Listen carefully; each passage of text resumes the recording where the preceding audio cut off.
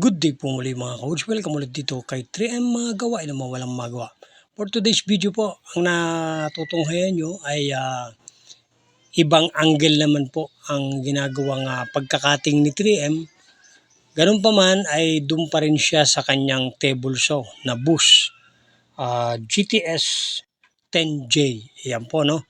So naglagay lang siya ng additional accessories para mas mabilis po yung kanyang pagkakating.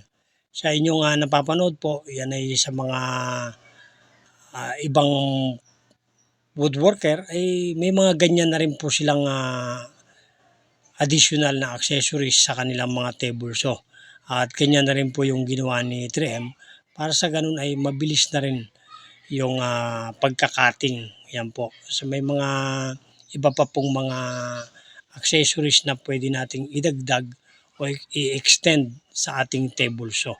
Yan po mga ka-Woods, abangan nyo lang po yung mga susunod pa mga videos patungkol po dito sa project na ginagawa ni 3M para sa ganun ay baka inyong magustuhan ay magkameron din po kayo isa sa kanyang mga project. Maraming pong salamat sa inyong panonood.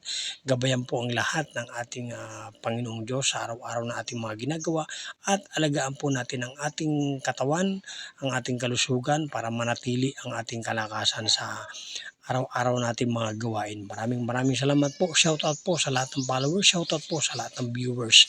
Maraming salamat po sa inyo.